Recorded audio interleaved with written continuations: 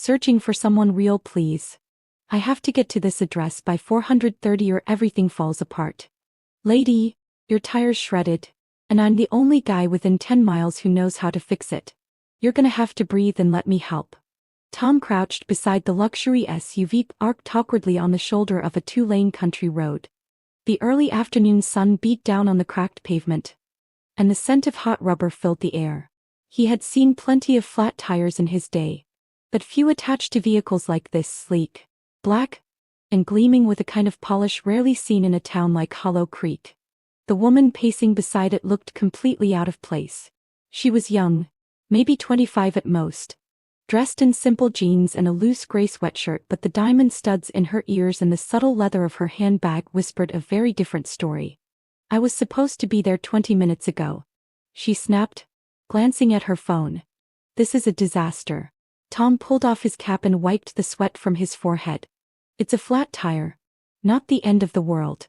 She shot him a glare. You don't understand. I had one shot, just one, to get this right.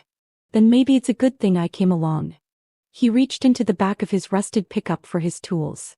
Now I must thank you for joining me. If you're done panicking, let me do my job. She folded her arms tightly across her chest and turned away. Exhaling sharply, Tom worked in silence, his fingers moving with practiced ease. He was used to tension. He had lived through worse. Years as a firefighter had taught him to stay calm when others unraveled. And ever since Marlene died, he had learned that sometimes, the best thing a man could offer the world was stillness. What's your name? He asked without looking up. The woman hesitated. Mia. All right. Mia. I'm Tom, and your luck's better than you think. Most folks get stuck out here. They're waiting hours. You got me within 15 minutes. Mia didn't respond. She walked a few steps away and rubbed her forehead like it ached. Tom glanced up. This your car? Yes, she said too quickly. You sure? Because no offense, but you don't seem like you're used to driving something like this.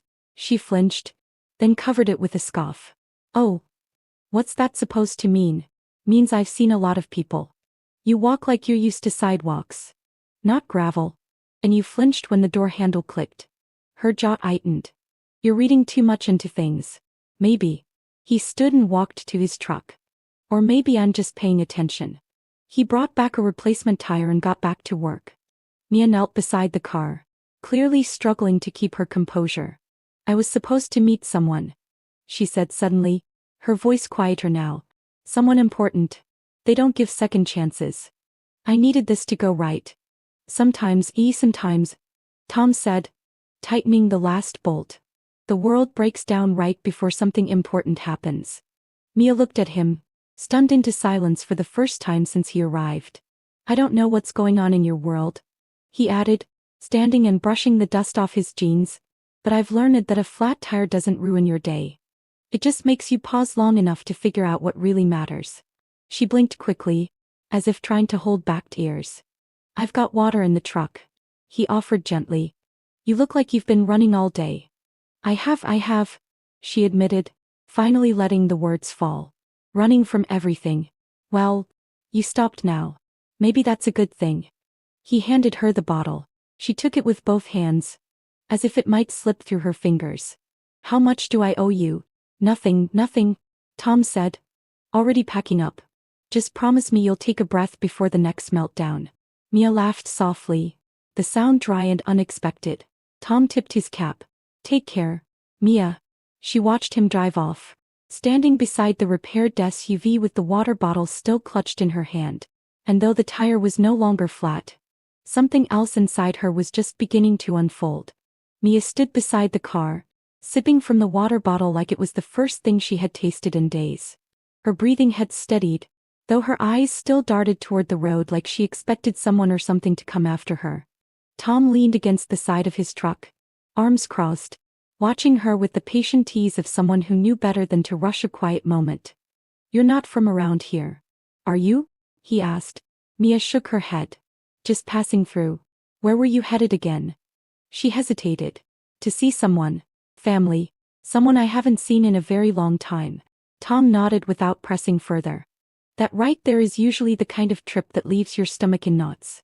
I guess it shows, I guess it shows. Huh? Only to someone who's felt it too.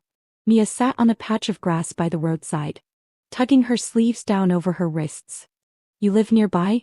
About 5 miles down that gravel road. Tom said, pointing. Got a little house. Workshop. And not much else. You work on cars out here? Mobile repairs. Mostly. Folks out here don't always have a way to tow a broken cart 20 miles into town. I make house calls. That's kind, she said, then added, most people would have charged me double just for showing up. I'm not most people. Tom replied with a faint smile. I don't take payment for something that's just being decent. Why? She asked, genuinely puzzled. He took a breath. Because when my wife got sick, strangers showed up with casseroles and firewood. When she passed, they kept showing up. I learned something during that time: kindness doesn't keep score. Mia looked down at her hands. Your wife. She was everything, Tom said softly. We were married 16 years. Cancer doesn't ask for permission, just comes in and takes what it wants. Mia's voice dropped. I'm sorry. Me too, he replied. But I wake up every morning and find something useful to do. That's how I honor her. They sat in silence for a while. Just the sound of wind rustling the dry grass and the occasional chirp of cicadas nearby. I used to think having everything meant control, Mia said after a while. But now I'm not sure I ever had either. Tom looked at her closely. Her hands were shaking slightly, even though the heat had begun to fade with the setting sun. You're running from something, he said gently. You don't have to say what. But I can see it. She didn't deny it. Instead, she looked up at the sky. My name is Mia. Just Mia. Not Amelia. Not Miss Lang. She cut herself off. Swallowed hard. Just Mia. Tom didn't flinch. He just nodded. That's good enough for me. She turned her face away suddenly, and her shoulders began to tremble. A quiet sob slipped out before she could stop it. She covered her mouth, trying to suppress the sound. But it was too late. Tom said nothing. He didn't try to console her or ask questions. He just knelt beside her and placed the water bottle gently in the grass. After a minute, Mia wiped her face with the sleeve of her sweatshirt. Embarrassed. I don't know why I'm crying. Maybe because you finally stopped long enough to let yourself feel something, Tom said. She looked at him, then really looked, and something shifted behind her eyes. Trust. Maybe, or the first hint of it. Thank you, she whispered. You're welcome, he said. Now you should get going. The sun's dropping fast. She stood, brushing grass from her jeans. Tom, why do you really stop to help me? He gave a crooked smile. Because someone once told me, when you see someone stranded on the road, you don't ask where they're going. You just help them get there. Seemed like good advice. She nodded slowly. Eyes glassy, then without another word, she climbed back into the driver's seat, started the engine, and pulled away. Tom watched the tail lights disappear down the road, his heart heavy in a way he couldn't explain. Something about that girl, no. That woman told him she hadn't just needed a tire fixed. She had needed someone to see her. And for the first time in a long time, she had let herself be seen. It was just afternoon when Tom saw the same sleek black SUV pull slowly into the gravel drive outside his workshop. The sight made him pause mid-wild. Helmet raised, eyes narrowing slightly with curiosity more than suspicion. Mia stepped out, wearing the same gray sweatshirt from a week ago, though it now bore the signs of travel, creases, dust, and the slightest fray at one sleeve. She looked different, to less frantic. But also I want to thank you for joining me. Sure. Tom set his tools aside and met her halfway. Let me guess, he said, crossing his arms. The tire again? She nodded sheepishly. Yeah, something's off. Tom raised an eyebrow. Strange. I remember tightening every bolt like it was holding up the moon. Mia smiled faintly. Maybe I just needed an excuse. That stopped him. He looked at her again. More closely this time. There was no pretense now. No urgency, just a young woman standing there like she had no idea what came next. You hungry? He asked. She blinked a little. Come on in. Lunch around here is nothing fancy, though we've got good coffee and terrible sandwiches. Inside the garage, the space buzzed with quiet industry.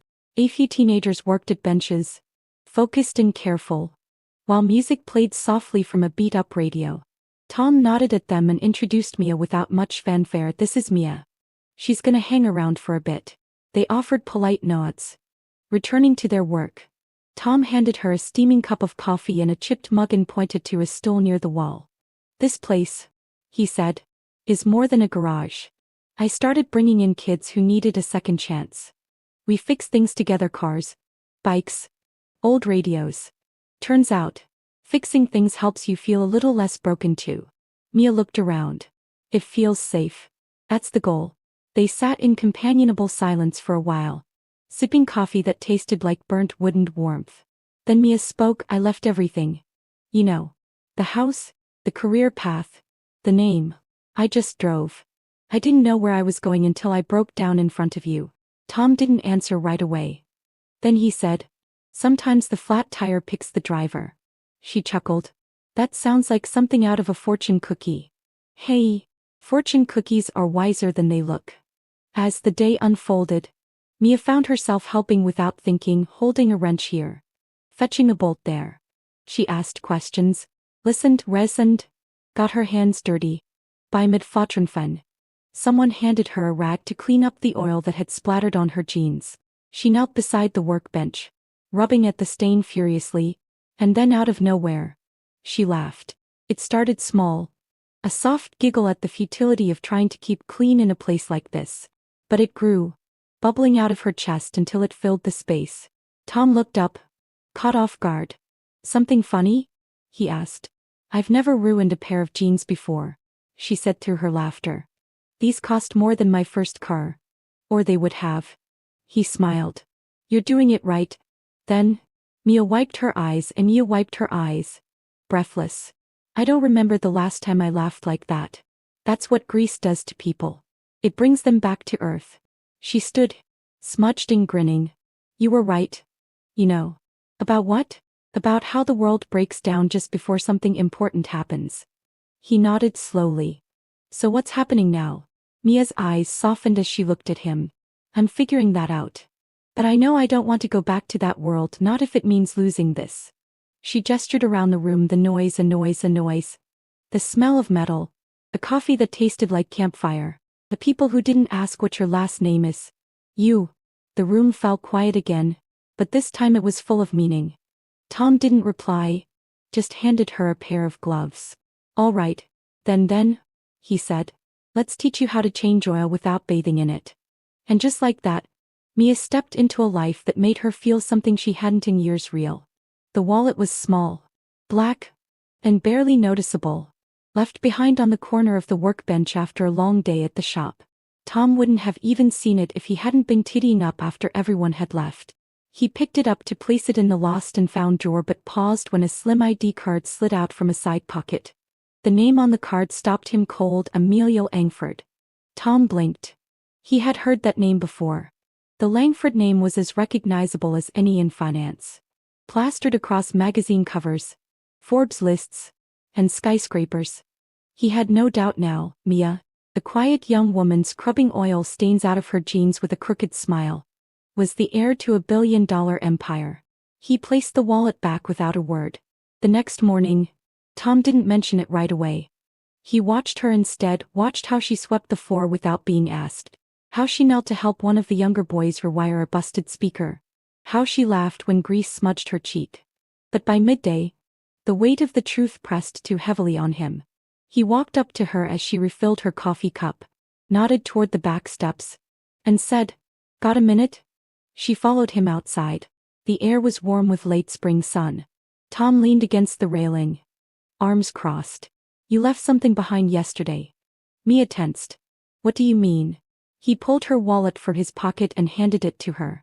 She stared at it, her fingers curling around the leather slowly. She didn't ask what he had seen. She knew. "I wasn't snooping," Tom said. "It just fell open. I recognized the name." Mia looked away. "So what now?" "That depends," he said, "on whether you want to talk about it." She was silent for a long moment. Then she sank onto the step beside him, hands clutching the wallet like it held more than her identity, like it held a history she had no more strength to carry. My name is Amelia Langford, she said softly. I'm the only child of Richard Langford International. Tom didn't interrupt. I was raised in boardrooms, she continued, groomed to be perfect private tutors, scheduled interviews, lessons in languages I never asked to learn. My life was a curated brand. I didn't make friends. I made appearances. I wasn't allowed to fail or cry or want anything other than what the company wanted for me. She took a breath. Last month, my father announced he was stepping down, and that I'd be named CEO. I never said yes. I never even wanted it. But no one asked, they just handed me the crown and expected me to wear it. And you ran, Tom said gently. I left the night before the press conference, she said. I drove without a map, without a plan. I just wanted to remember what it felt like to breathe on my own. Tom nodded, his voice low. You know, Waya, or Amelia, if you prefer. I've met people running from a lot of things: loss, regret, even justice. But maybe you weren't running from the world. She looked at him, eyes red-rimmed. Maybe, he said, you were running toward who you're meant to be. Mia blinked. Then she started crying, quiet, unguarded tears that fell not from fear or shame, but from the deep, fragile place where truth finally found a place to rest. I don't want to be her, she whispered. Not if it means going back to feeling like a prisoner in my own life. Then don't, Tom said. Stay here. Keep fixing what's broken, inside and out. You're good at it. And this place, it's better with you in it. She nodded slowly, wiping her cheeks. You're not mad? She asked. He shook his head. You could have been a billionaire or a waitress. I would have helped you all the same. But now I see you clearer, and I'm proud of the person you're choosing to be. Mia looked out across the field, the wind brushing her hair from her face. For the first time, Amelia Langford didn't feel like she was hiding, she felt like she was finally stepping into the white. The following week settled into a rhythm that felt almost too good to be real. Mia didn't just blend into the garage. She blossomed there. What began as occasional help turned into structured sessions every afternoon after the tools were put away and the engine stopped humming. Mia gathered the teenagers in the back office and turned it into something new, a classroom for life. She taught them how to craft resumes, how to speak in interviews, how to shake hands and look someone in the eye. She helped them practice introductions, mock job pitches, even basic budgeting. But more than that, she really listened to their stories, their fears, their dreams, and they listened back. Miss Mia, one of the younger boys said one day, you don't talk like rich people. That's because I stopped trying to sound like one, she replied with a grin. Tom watched all of it from a quiet distance. He had always believed in giving kids a chance. But Mia, she gave them something different. She gave them a reason to believe they deserved better. She didn't speak down to them. She stood with them. She's a natural, one of the older volunteers whispered to Tom. They follow her like she's already changed the world. Tom nodded. Maybe she has. Inspired by the momentum, Tom and Mia decided to host a community workshop and open house for anyone who wanted to learn basic repairs or professional skills. Mia took charge of organizing the event, designing flyers by hand, rallying volunteers, and even securing a small donation from a local hardware store. The day of the workshop, the garage buzzed with energy. There were rows of folding chairs under a tarp outside, tables lined with toolkits, refreshments set out by the teenagers. Parents came, curious neighbors stopped by. Even the mayor made an appearance. Tom opened with a short, heartfelt speech. Then Mia stepped forward, holding the mic like it weighed nothing and everything at once. When I arrived here, I was lost, she said. But this place helped me find direction, not by fixing who I was, but by reminding me that I wasn't broken to begin with. Applause followed, real, thunderous applause. Afterward, kids who had never held a screwdriver before were helping one another rebuild bikes. A father asked how to apply for night classes. A teenager who once barely spoke above a whisper stood up to read the resume he'd written with Mia's help. When the event ended and the last car rolled away, Mia and Tom sat on the steps outside the garage, exhausted but glowing. You did good, kid, Tom said, handing her a soda. I couldn't have done it without you, she replied. You're wrong, he said. Not someone who tells them what they can't do, someone who shows them what they already are. Mia looked out at the empty lot, now strewn with folding chairs and leftover hope. This is the first time in my life I feel like I'm where I belong. As the sky deepened into dust, she opened her phone for the first time all day and froze. A new email sat at the top of her inbox. The subject line read only, "We need to talk." It was from her mother. She opened it, her breath catching. "Amelia, you've been found. Someone recognized you from the news photos. The press is digging. Your father is furious. Come home now, before they destroy what little privacy you have left." Mia's hands trembled. The warmth of the evening dimmed. Tom noticed her expression shift and leaned over. "Everything all right?" She turned the screen toward him. He read it silently, jaw-tightening, then without a word, he placed a steady hand over hers. "You don't have to run this time," he said. But even as he said it, they both knew something was coming, and whatever it was, it would test everything they had built. It happened on a Monday, clear skies, soft breeze, the kind of morning that made small-town life feel like a permanent postcard. Tom was tightening a bolt on a busted riding mower when he heard the crunch of tires on gravel, not one car, but several. He looked up. 3 black SUVs rolled into the driveway in perfect synchronization. Men in suits stepped out with calculated precision. The door of the light vehicle opened last, and a tall, silver-haired man emerged, dressed in a tailored navy suit, sharp eyes colder than the steel of Tom's toolbox.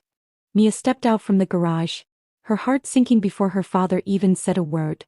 "Amelia," Richard Langford said. His voice clipped and low. She froze. "Dad, you've made quite the spectacle," he said. "Running away, hiding in a place like this, appearing in local news as if you suddenly become a charity man." Tom walked toward them, wiping his hands with a rag. "Can I help you folks with something?" Richard didn't even glance at him. "You must be the mechanic." "That's right," Tom said evenly. "And you must be the man who's scaring my friends on my property." One of the suited men moved forward, but Richard raised a hand. His gaze finally landed on Tom. "This man doesn't know who you are, Amelia. He doesn't know what you're meant for. He sees a pretty girl in jeans, not the future of a global enterprise." "She told me who she is," Tom replied calmly. "And I see someone brave enough to walk away from a life that suffocated her." "She's throwing away everything," Richard snapped. "Do you know how many lives depend on her? How many deals are waiting for her name? She was days away from inheriting a billion-dollar empire. Now she's elbow-deep in motor oil." Mia stepped between them, her voice shaking. "Dad? Stop." Richard turned to her, frustration simmering under his polished exterior. "You don't belong here. You're not meant for this." Tears welled in Mia's eyes. "I know I wasn't, but I chose to be here." "You're confused." No, she said louder. "Now for the first time in my life, I'm not." Tom stepped back, giving her space. Mia dropped to her knees, tears falling freely. "I know I've disappointed you. I know you wanted me to be perfect. But I can't live in a world where I'm just a name, just a face for your empire." Richard stared at her. "Unmoving. Here," she said, voice breaking. "I'm seen. I'm loved not because I'm Amelia Langford. Because I'm just me. I get to drink bad coffee and fix things. I get to help kids who need someone. And I get to stand beside a man who never asked me for anything but the truth." Her eyes turned toward Tom. "This is my home now," she whispered. "And he's the person I want to spend my life beside." A long silence followed. One of the guards shifted uneasily. The wind carried the scent of oil and cut grass. Richard's expression didn't change. His jaw flexed once. Then he looked at Tom, finally seeing him, not just the grease-stained hands or the flannel shirt, but the unwavering calm in his eyes. "You'll regret this," Richard said to Mia, his voice low and almost hollow. "One day, when the world turns and you realize what you gave up, it'll be too late." Mia didn't flinch. She remained on her knees, grounded, resolute. Without another word, Richard turned and walked back to the SUV. The others followed. Engines started. Tires turned. Within moments, they were gone, leaving behind only dust and a silence that felt like thunder. Tom stepped closer, knelt beside Mia, and gently took her hand. You okay? She nodded, crying softly. I think I finally said what I've needed to say for years. He didn't speak. He just held her hand, steady and strong. And though the storm had come to their doorstep, it had passed, and she was still standing. Weeks passed. Summer ripened in Hollow Creek. And with it, life inside the garage bloomed into something bigger than either of them had imagined. The Real Start program, born from oil-stained hands and second chances, was no longer just an idea, it was real. And it was changing lives. What Mia did not know was that far away, in a penthouse office high above the city, her father was watching. Richard Langford hadn't spoken to his daughter since the day he drove away from Tom's garage. But that didn't mean he had forgotten her. Every morning, he received quiet updates, articles clipped from small-town news, social media videos, short internal reports from a trusted assistant. And the images he saw surprised him. There was Amelia laughing, arms streaked with grease, standing proudly beside Tom in front of a row of students holding certificates. There she was, teaching a workshop, her voice calm and sure, her hands expressive and warm. And there she was, sitting on the edge of the garage steps, sipping coffee and scribbling ideas into a battered notebook, not the polished heiress in heels and designer suits, but someone stronger, someone freer. At first, Richard dismissed it as rebellion, but something about her eyes kept pulling him back. She was not rebelling, she was becoming. The day he saw the headline, Real Start Garage receives community grant, expands youth program, he sat in his office long after the lights had dimmed, fingers steep lead beneath his chin. He made no phone call, no announcement. Instead, he placed a quiet order through one of his holding companies, funneled through a local foundation, a donation. Substantial, no names attached. Within a week, crates arrived at the garage, new compressors, diagnostic scanners, safety tools, and even refurbished laptops for the students. Tom opened the shipment, eyes scanning the invoice. The sender was vague, just a foundation name no one recognized. But there was a detail too precise to ignore. One of the laptops had a small engraved quote on its underside. Sometimes love is watching from a distance. Tom read it, then looked across the yard when Mia was helping two teens repair a beat-up go-kart. He folded the invoice slowly, tucked it into his back pocket, and said nothing. That night, as they sat outside beneath string lights and the hum of cicadas, Mia leaned against Tom's shoulder and sighed. Do you think my dad hates me? She asked. Tom took a moment. Now? I think your dad is scared. Of what? Of losing you for real. And maybe of admitting that the way he loved you wasn't the way you needed. She nodded, her eyes glossy but calm. He always wanted me to be strong. You're but not the kind of strong he respects. Tom looked at her. Maybe he's learning. She looked up. You think he's still watching? Tom smiled, subtle and knowing. I'd bet everything on it. He didn't tell her about the crate or the engraved quote. He didn't have to. Some things were meant to remain unspoken, like the way a father, even one as powerful and proud as Richard Langford, could finally learn to let go just enough to let love take root quietly from the sidelines. And in doing so, I want to thank you for joining me. Begin to find his way back. One act of unseen grace at a time. The morning sun had just begun to warm the gravel driveway when Mia opened the mailbox. Among the usual flyers and utility bills was something different, an envelope. Cream-colored and hand-addressed in her father's unmistakable cursive. She stood motionless for a long moment, her heart thudding. Then she carefully slid it open. Inside was a single sheet of fine stationery. The ink was dark, the handwriting even. Amelia, you found your path. I still don't understand it, but I see that it makes you smile in ways I never could. I see the strength in your hands, the light in your eyes. I see your heart. Live what you believe in. Make it yours. I won't stand in your way. I'll always be here, just from afar. The paper trembled slightly in her hands. She sat on the steps, tears silently slipping down her cheek, not from sadness, from release. Tom appeared a minute later, wiping grease off his hands with a rag. When he saw her expression, he didn't ask. He just sat beside her. She handed him the letter. He read it in silence, then folded it gently and gave it back. Sounds like he's learning, he said. She nodded. Took him a while. Tom smiled. Some men don't know how to love out loud. But that doesn't mean they don't try in the only way they know how. Mia leaned against his shoulder. He's watching, isn't he? Yeah. And maybe that's enough. That weekend, the air buzzed with excitement as the garage filled with families. Teachers and neighbors for the first graduation ceremony of the Real Start Garage program. Banners fluttered on the fence, hand-painted by the students. Folding chairs lined the lawn. A makeshift podium stood beside the garage doors, flanked by rows of proud, fidgeting teens in donated button-up shirts and borrowed dresses. Tom stepped up first. His voice was steady, humble. "I've fixed cars most of my life," he said, "and I can tell you, no matter how broken something looks, there's always a way to make it run again. You just need the right tools, the right hands, and sometimes the right second chance." He paused, then reached behind the podium and held up an old, weathered tire. "This tire came off a car on a back road not too far from here. That flat brought someone to my door who didn't need a mechanic, he needed a moment. A pause, a path." He looked over at Mia, who was already wiping her eyes.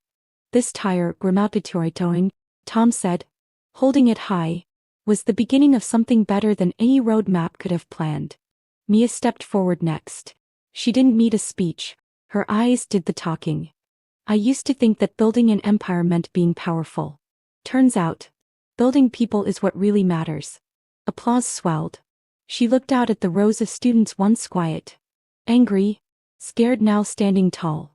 "You fixed your futures," she said. "And mine too." After the ceremony, the students posed for pictures. Parents hugged their kids. Laughter filled the air like music. Tom and Mia stood under the new sign above the garage, REALSTARTCARAGEWEF. IXMORETHANJUSTCARS. As the camera clicked, capturing them arm in arm, surrounded by kids who once had nowhere to go. A car sat parked down the street, engine idling. Inside, a man in a dark suit watched quietly through the windshield, a faint smile softening his usually stern features. Then, without a word, he drove away back to his city, his buildings, and his silence. Because sometimes, love does not knock on the door or ask for forgiveness. Sometimes, it simply stands at a distance and lets the ones we love become who they were always meant to be. And so, then thank you for joining me. What began as a flat tire on a quiet country road became the spark that changed not just one life, but many. In a world that often values power over presence, Amelia Langford chose a different kind of wealth, purpose, love, and a life built with her own two hands.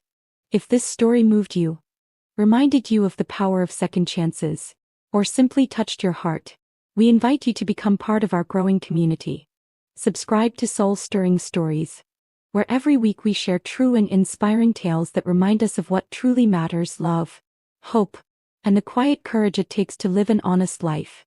Because sometimes, the smallest acts, like fixing a tire, led to the biggest transformations.